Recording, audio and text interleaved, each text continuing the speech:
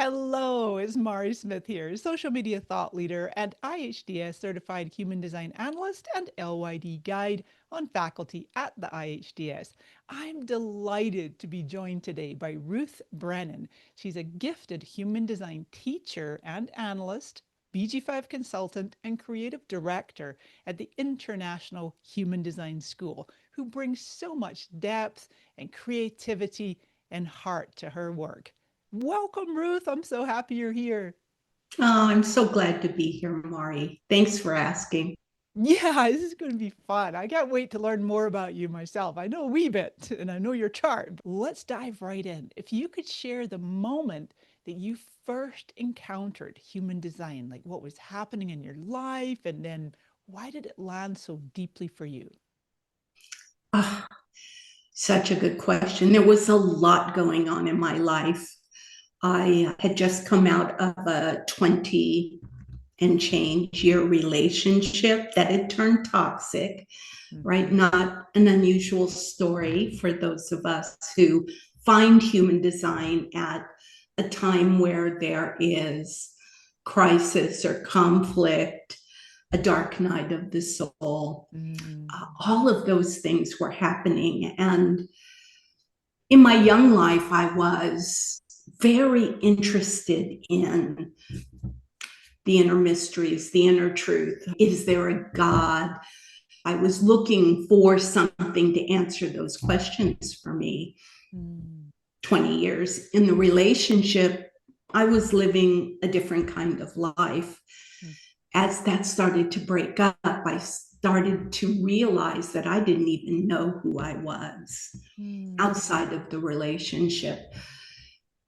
And I just remembered this the other day. I was driving down the street and I looked over my shoulder and I saw a sign on a building and it said the Gnostic Confraternity of America. And I went, what's that? So I came home and looked it up.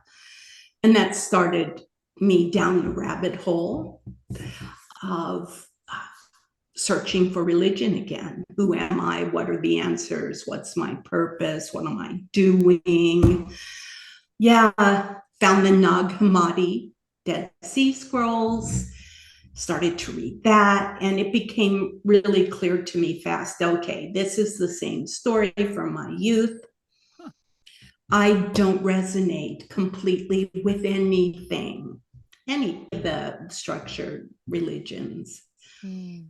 Yeah, so I had studied transcendental meditation and Est Werner Erhardt's Yes. Oh my God. sensitivity tree, right? So all of these things are racing back, and I'm on the internet like crazy, trying to find something to help me ground myself into Mm. this new chapter in my life. Mm. The same time, I got a serious diagnosis Mm. that would and still is join me in this journey back to finding myself. Fast forward, I stumbled upon one of Ra's videos and I went, aha. This will help me find my answers for myself that are customized for me, right? Because I didn't resonate with any particular structured religion, but very interested in the mysteries of life. That's how I found Ra. And I started this deep dive, self study, listen to every video, read everything I could find, ordered some books, and realized, okay, I don't get it. I could never make a step forward. I said, I need a human to Mm. help me connect the dots. Mm. Yeah. So I started searching for human design analysts, right? And I found Kathy Kinnaird, who happened to live in the same town I was in. Wow. Yes.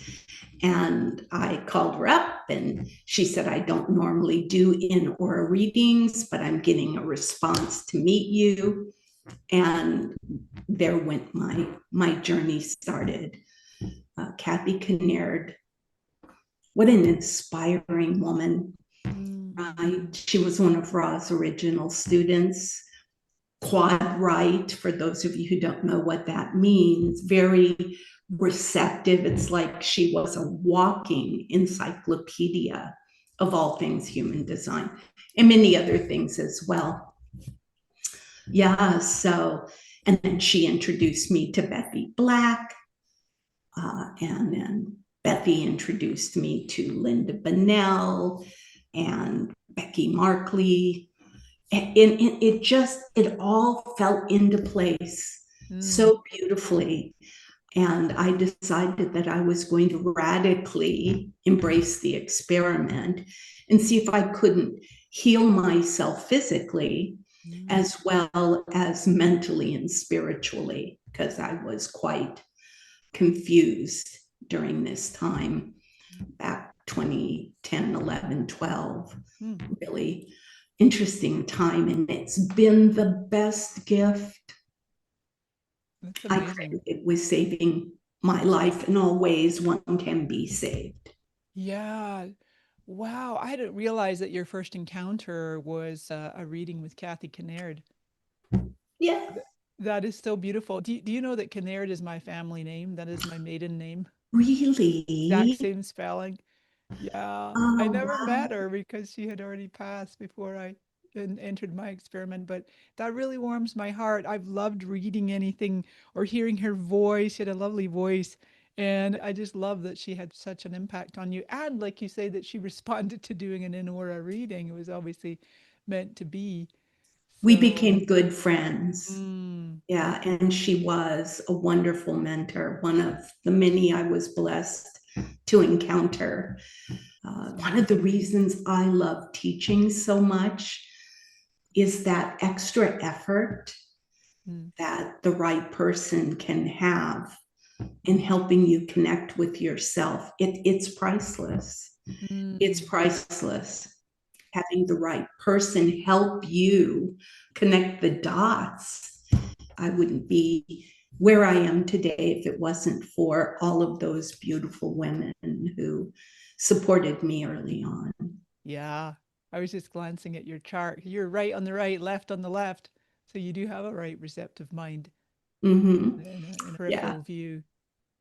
Yeah. I like to say I swing both ways, right? Right That's mind, true. left brain, and body.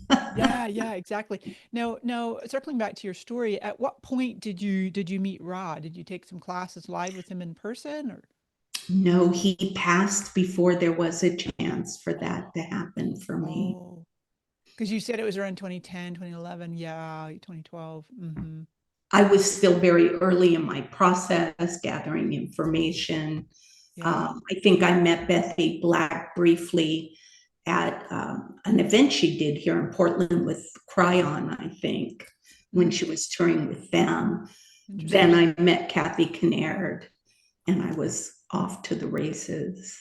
That's Yeah. so cool. You're so funny, Ruth, because you just kind of emanate this frequency that to me always feels like you're one of the OGs, that you're around in the 80s or at least the 90s, hanging out with Ra.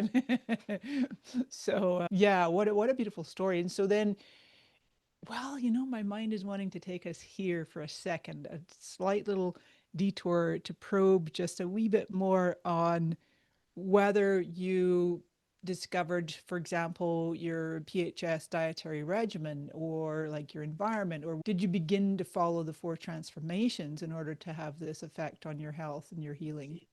Absolutely.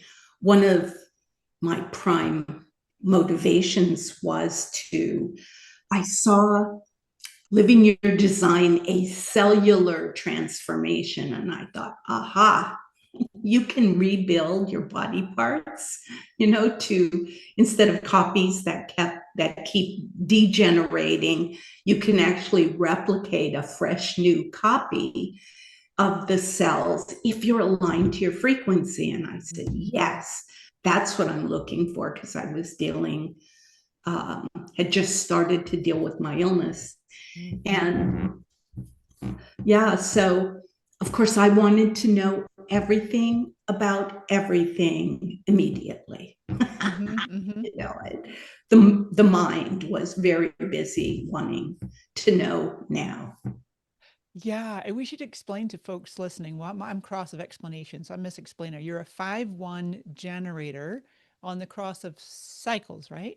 Left And angle cross of cycles. right, yep, perfect. And then your determination is direct light and with the tonal cognition of outer vision.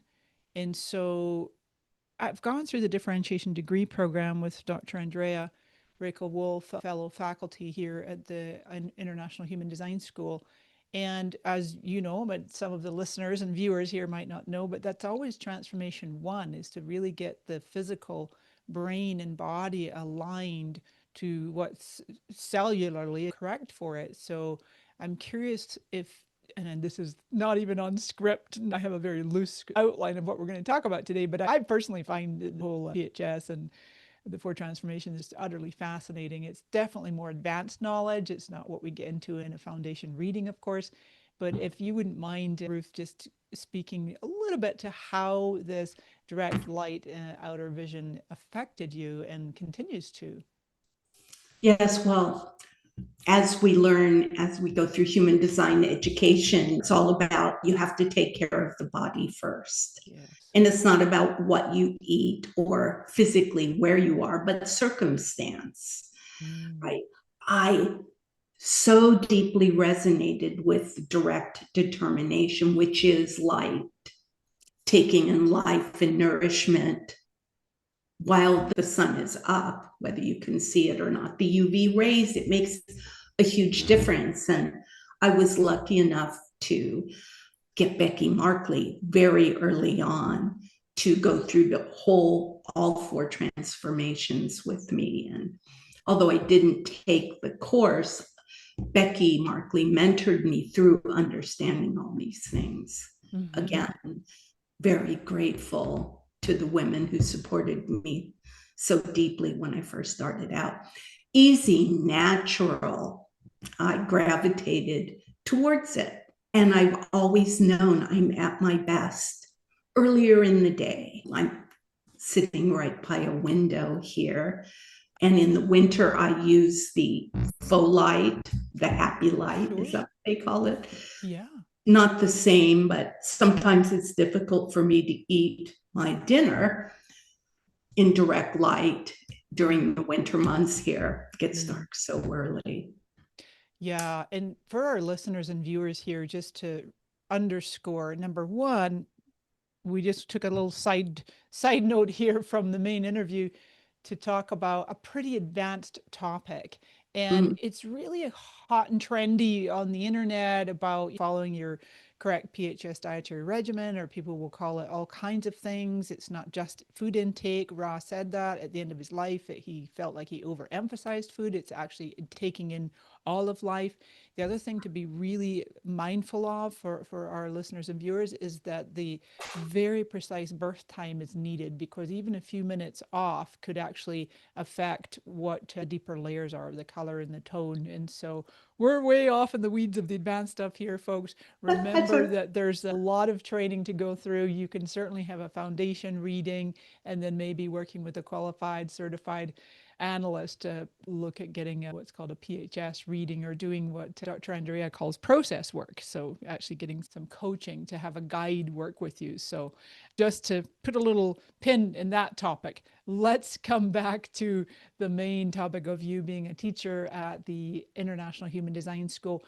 As you began to like really embody your own experiment and really just soaking up all of this information, what do you feel was like the most transformational realization for you? Oh, mercy, that is an excellent question, Mari. So many to choose from, probably. Yes, well, without getting into too much nitty gritty detail, I talked about my diagnosis, and there was a brief time when it looked like everything was okay. it came back. The thing that I think sticks with me the most, and I don't remember which course it was part of, but I remember Ross saying in one of his teachings that there are not self-illnesses, illnesses that we can contract, is that the right word? By living in resistance, by putting resistance on the form. Sitting on this rock hurling through space, there's enough resistance, even though we can't feel it, that if your energetic field is out of whack, there's even more. So you can have not self-illnesses, but you can also be born with illnesses. And so there was a point I thought, gosh, I've done everything right. Why? Right? Do I still have cancer? And hearing that said, okay, relax. You can be healed spiritually, mentally, emotionally, and still live with. So it wasn't like I was a failure, that it was working for me in the best way that my body could handle it. And so the second point that I remember was, oh my goodness, we cannot judge another person's actions, opinions, thoughts, what they do, what they say, how they think. That's different than ours, and make that bad. This compassion for how different correctly we're all supposed to be. So there is no comparison. Like you and me, it's like comparing an apple and an orange, not the same thing at all. And so this compassion, not only for myself, but for others, has been the most profound healing, I think, that I've had. I love that. I know exactly what you mean. The compassion to recognize that people just don't always have the self-awareness to understand what's happening. And I think what you're describing is just so beautiful. I'm reminded of something that I know Ra said, that the nine-centered vehicle, which we have been since 1781, is that correct? The discovery of the planet Uranus, and by William Herschel. And so we are these nine-centered beings that Ra would say the nine-centered vehicle is not, quote, designed to get sick. And apparently he would say that he didn't even like the word healing. He preferred alignment. There's either Okay. alignment or misalignment. So when the vehicle, the body is talking to you, uh-oh, we got some symptoms. Oh, some things are going on. It's like, whoa, okay, get back in alignment, which I think is just, again, we're on the more advanced side of human design here. That is one of the most potentially profound applications. And I know you have said that you feel that human design saved your life, which is a pretty bold statement. Yeah, and I stand by it. And I don't mean I'm still alive. It means it allowed me to find grace. Now, that doesn't mean I still don't have crises and things that are uncomfortable and things that don't go like I expected, of course. Right. But there is grace in knowing that, okay, this is it, right? And where do I go from here? Yeah, yeah, exactly. I would love to bring in cycles because I know cycles is one of your favorite topics, and you're born in the right angle cross of cycles. Were you able to investigate the aspects of your chart as you were learning, like your Saturn, your Uranus, your Chiron, second Saturn? Like, did you recognize your cycles as turning points in your life? I went back. Carol Zimmerman, who is also a foundation teacher and a brilliant, lovely woman, told me years ago that she actually printed out her solar return and cycles for every year of her life and put them in a notebook. Wow. Right? Because she's very detail oriented. I would not necessarily have patience to do that. But I did go through and look at the major cycle times for my life. because I am fascinated and I'm kind of here to embody the cycle phenomena of beginning, going through it, ending it, reflecting, gaining wisdom. We live in cycles within cycles within cycles. I mean, all 13 imprints have their own cycles, right? And then there's a daily transit and there's a solar return, which are profound as far as cycles go. That's right. And I could notice huge transitions in my life during my major cycle. And of course, I'm in Chiron now, the cycle after 50-ish. I like to call that the flowering of consciousness. It's kind of the gifts that come in to support you to live your purpose, right? To just support you. And I'm a juxtaposition cross of listening in Chiron. And a lot of that is about hearing secrets or finding little details that are missed, the nonverbal kind of details, listening, which I have found to be very true.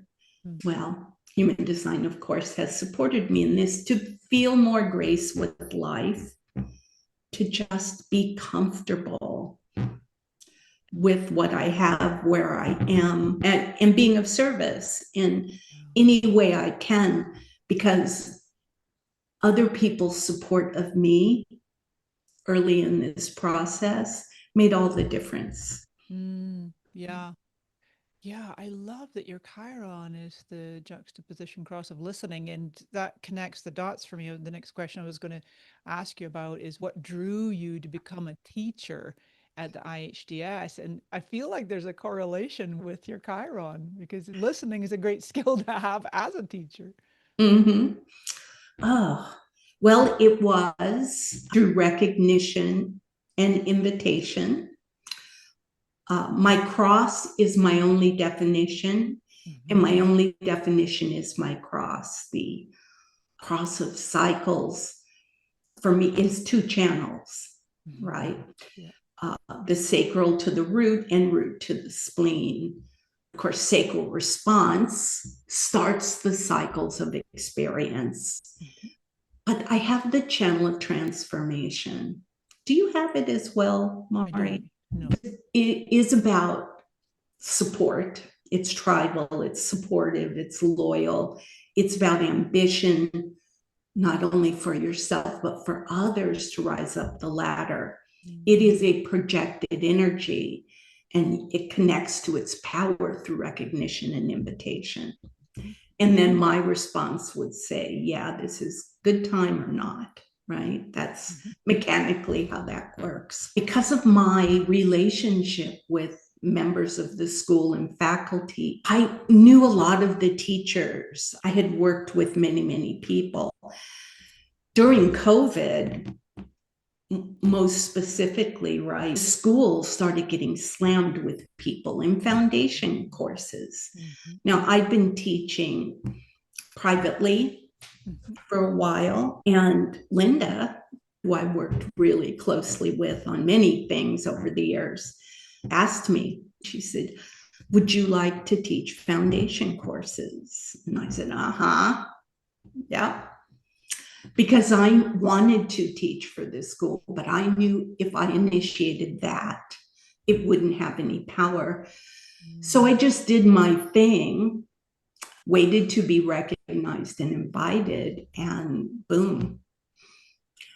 Lynette Crisfield, now another fabulous instructor and analyst, was my mentor, my teacher in analyst training. I am such a fangirl. And then one day she said, you know, I don't want to teach PTL3 and PTL4 anymore. She knew that my passion is this journey around the wheel, the movement, the connections, the cycles. And she said, you want to teach PTL3 after I finish PTL2? I said, yeah. And then following that, I started mentoring folks to take their exam after PTL3. Right. So it's organically, and it's so brilliant, being a generator, waiting, doing my thing, doing what I love, Yeah. being recognized for that and invited. I think that's so important. And anybody who's new to human design, who's watching or listening to this, what Ruth is describing is her 5432 channel transformation, design of ambition. I love that you elaborated that it's ambition for the self and others, being tribal, helping Mm. others rise up and be successful. And of course, it is, if that were your only activation, it would be projector channel. It is a projected channel. So, what Ruth's describing here is allowing that ambition transformation to be recognized and invited, even though she's a generator and her strategy is to wait to respond. So, then with the 5342, that is a maturation, a design of Balance development. Yeah. balanced development. Thank you. Going off the top of my head here. So that 53 starting and the 42 ending, that's like you said, there's cycles within cycles within cycles. So I love that you elaborated on the mechanics of how your body, how your genetic imprint functions. And by honoring that, the correct path for you opens up, which Mhm. includes teaching for IHDS. So I'm curious if you would like to just say a wee bit more about what lights you up most when you're teaching. Like, is there a moment with students that just reminds you why you love this work? Or you're probably going to say it's like every moment. Ah, well, it's just delightful to watch the light come on, Mm. right? It's for me, and I have a lot of openness, so a lot of opportunity for growth. Yeah. Not self behavior, the shadow work, if you will, lots of shadows. When people find out that what they think is a problem is actually one of their greatest gifts Mm. and go, oh, thank you. That makes sense to me now, or now I understand it, or now I know why this happens. One of the different ways we become aware. It just makes me feel so good to be able to support them to finding their own truth. I like to say this is not a black and white rule book. you know, Yeah. it's not a cult or a belief system. It is a set of tools that you take and use and observe and experiment with to find out what's true for you, how you work, because it's going to be different than me. I love it when the dots connect. You can see the light bulbs go on Hmm. and they feel so much better about themselves. They start to recognize their gifts Exactly. Oh, in I just love it. themselves. Like you say, it's an awakening. The LYD, Living Your Design, the first in the foundations, it's this awakening experience. Earlier, you mentioned about it being this cellular transformation because when we can start to not necessarily, I was going to say shed the not self. It is about recognizing the not self so that it doesn't have so much of a grip on you. It's not like running your life. And Mhm. so I love that you're phrasing that with all this openness to help others to recognize this thing that they think is such a weight to bear and a shadow, that there's some real gifts in that. And even what I also wanted to just add in there and interject was around the authorities. One of my dearest friends here in Ashland, she is a projector, 62 projector with the emotional, so solar plexus defined. In half the world, as you know, I'm talking to the listeners and viewers here, half the world are not designed to make fast decisions. They need to wait out that emotional wave.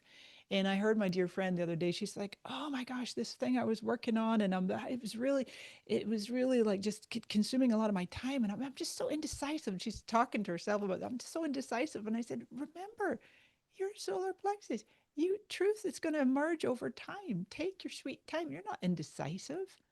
You don't know until you know." It was really a lovely moment. So, yeah, I agree with you in what you're saying with the just watching that light bulb come on and the dots being joined. So, Yeah, and for me, it was all about for once and for all, really understanding how my mind is designed to work, right? We don't get rid of the mind, the not self mind. It's how in this transitory being, one foot in the future, one foot in the past, our mind works a certain way. It operates out of fear that we're not going to survive, not going to fit in. And for me, once I came to terms with and started to recognize and observe how my mind normally works, nothing broken, nothing to fix, this is how it's going to work. Somebody asks me to do something, I don't want to do it. My mind goes, yeah, but if you don't, they're going to think you're not a good friend and they're going to get upset with you. And that is so uncomfortable. So just say, yes, honey. That's how I lived my life. It was unconscious, just yes, yes, yes, yes, yes. When I finally learned that, okay, that's normal. I'm not trying to get rid of that. But like you said, I need to soften its grip. I need to not believe it. And when I notice it, sink back into the body and follow that. And follow that path to the only way, strategy and authority is how you can take advantage of these amazing vehicles that we have. You can't differentiate if you believe your mind and follow it.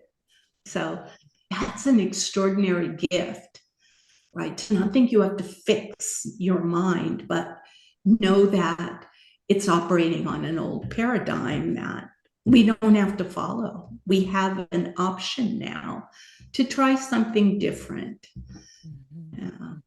Yeah. It takes time. That's why we enter into the experiment. And as you know, it takes the first 7 years, you're chipping away at recognizing the not self, and then you do another 7-year cycle. So it just is coming up to me to mention in this video is one of the things that troubles me about the world today when people are curious about human design and then they're going to get a reading from ChatGPT or they're going and reading a meme on Instagram and just like, oh, okay, I know what type I am. Or sometimes the knowledge is being quite mutated, which is troubling, but oh wow, what to do? And so I think it's so important for people to recognize that this really is an embodiment, it's an immersion, it's a daily experience where you're doing what Ruth's talking about here. You're in essence developing this witness consciousness. You're putting the mind in the kind of the back seat, not the driver's seat, the back seat, and you're allowing your body to be your guide for the most part. I know we have our reflectors who are lunar beings, but still, we occupy these vehicles and we only have one shot, right? Once this vehicle is done, you might come back around again in a different vehicle. And when I was going through my analyst training, I know my teacher would say, see if you can start saying things like my mind. As opposed to I. No, my mind wants to say this. My mind is thinking this. My mind wants to do that. And it's really quite a helpful practice. It is, because you're witnessing your mind. Yeah. Who is the I that is witnessing what your mind is saying? Exactly. Yeah. Those are the kind of questions I love to contemplate. Yeah, the existential ones.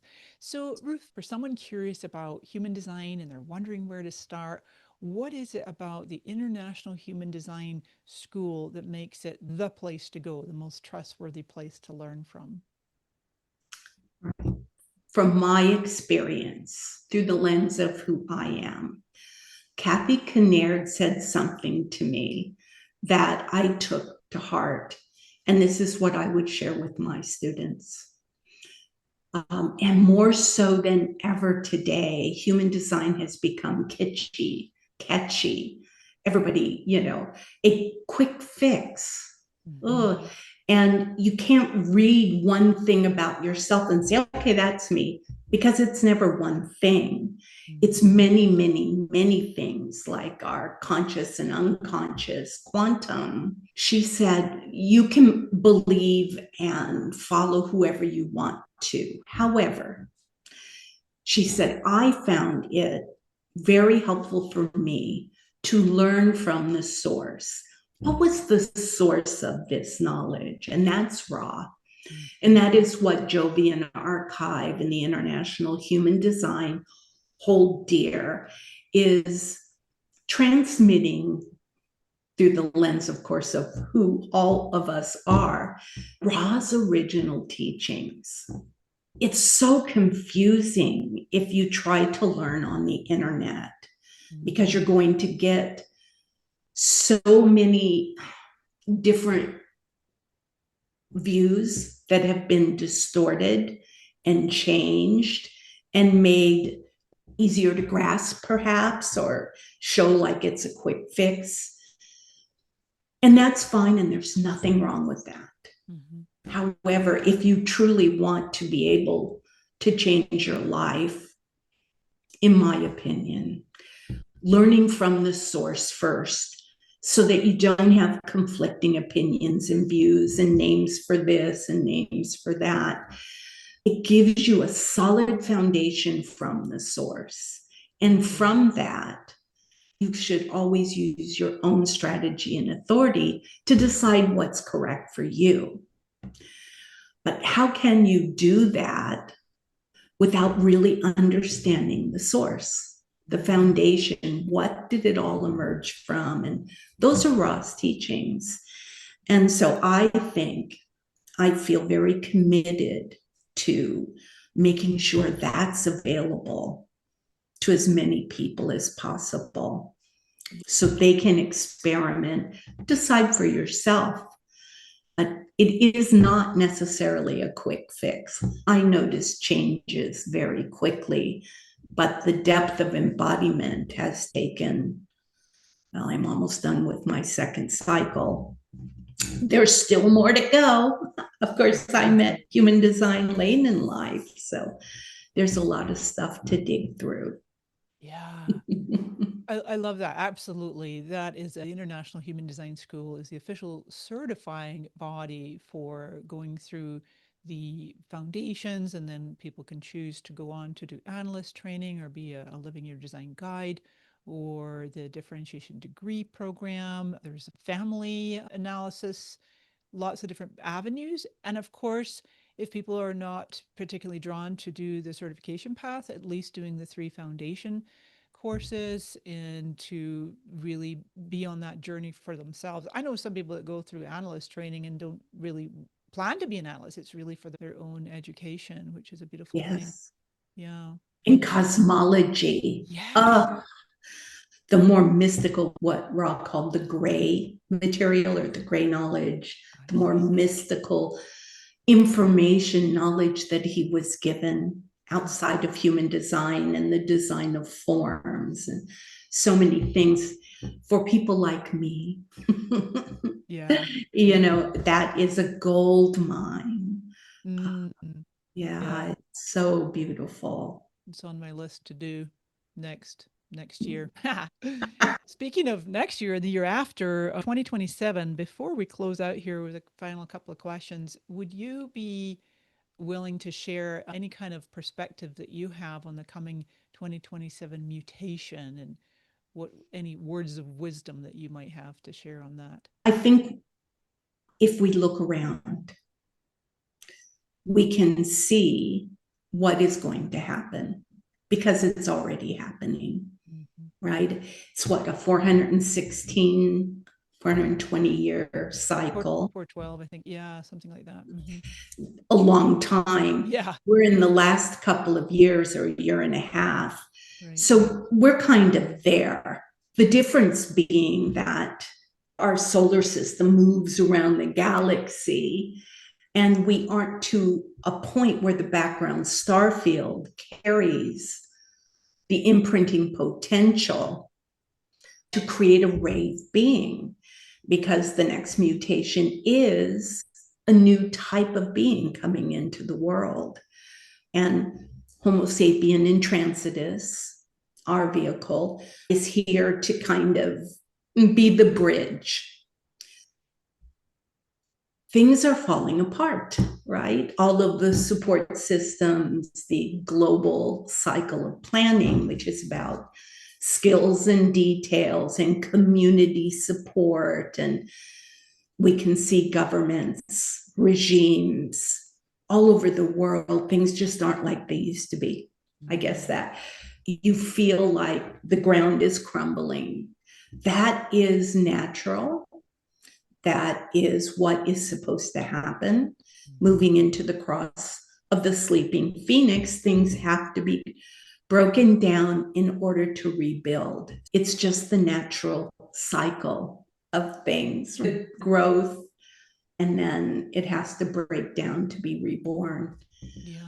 So, my advice is don't focus deeply on what's going on in the world. Of course, be aware, right? We're moving into individual survival, choosing your own family, your own circle, your own friends, making decisions for you and not expecting anybody to come in and save the day. Mm-hmm. I think, was it Hurricane Katrina? We saw our first big, whoa, right?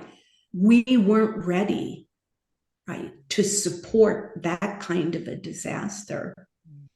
So if you look at that, how can an individual prepare, or at least know you need to be responsible for your own well-being in some way? So I'm not alarmed, Yeah. because it's the natural end of a cycle of support.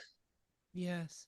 And new days are dawning. The new beings are going to come in. We're going to need to have compassion Mm. for the difference of these new beings being born. They're going to be so different from us. Mm-hmm. They won't be able to communicate with us in the same way.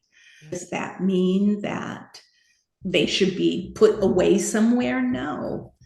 It means we have to welcome them and find a way to coexist with them, because we're going to coexist for a long time until our type of beings phase out. I Yeah. think he said, Ross said 1,000 years, 1,500, something like that. I don't remember exactly. Mm-hmm. Fascinating. Yeah. Yeah, what's coming to me to mention, interject, is people will watch the autists and the telepathy tapes. And so Mm. these incredible beings who are non-verbal, non-speaking, and they speak telepathically through a parent or a translator. And people are finding that absolutely fascinating. And my perspective, my view is that they are a peek at what's coming. They feel to me like a little bit of a beginning of how the rave beings are going to be able to have that incredible different kind of communication, which in some ways people say, yeah, we do have the us beings right now, the Homo sapiens and transitus, we have the capacity, the capability to communicate telepathically. You know, when you think of someone, you've been thinking of them for whatever. Oh, I was just thinking of you, and the phone rings and it's them. You know, it's Mm-hmm. that kind of thing. But Dr. Andrea Rachel Wolf, I love her teachings on February 15 of 2027 when the cross shifts into the sleeping phoenix, and she's saying that, and then my understanding is she'll no longer be sleeping, she'll be an awake phoenix rising from the ashes.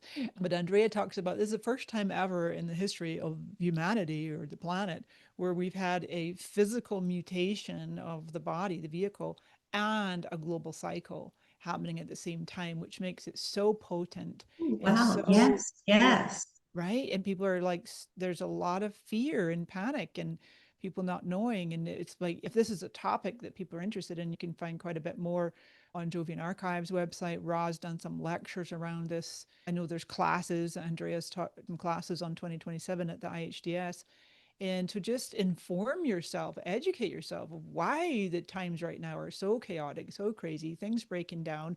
And I talked to some of my friends here in Ashland, was like, oh my God, that's it. I have to leave this country. I'm going to go. And I'm thinking, it's not about leaving the country. You know, I mean, if that's correct for you, do it. But Everywhere. it's everywhere. Yeah. I mean, you'd have to go to another planet, but not to make light of the situation because people's concerns and fears are real to Yes. them.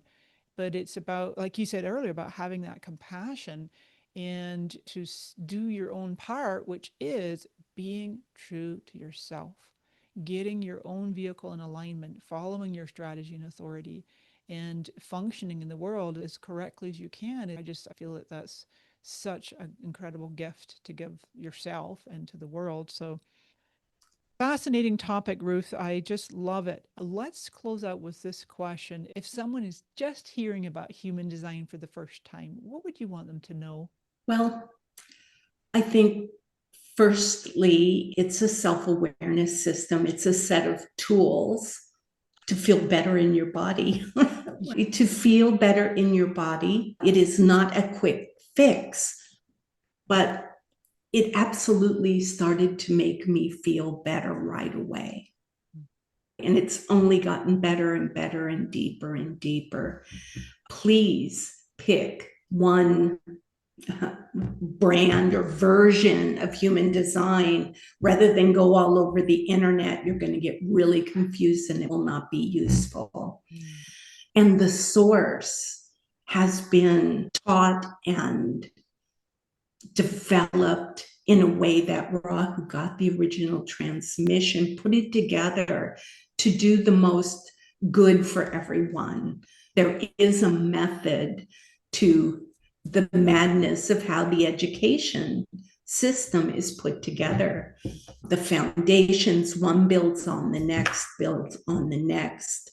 Things are repeated over and over so they can go deep. They're repeated, and then you go deeper and wider.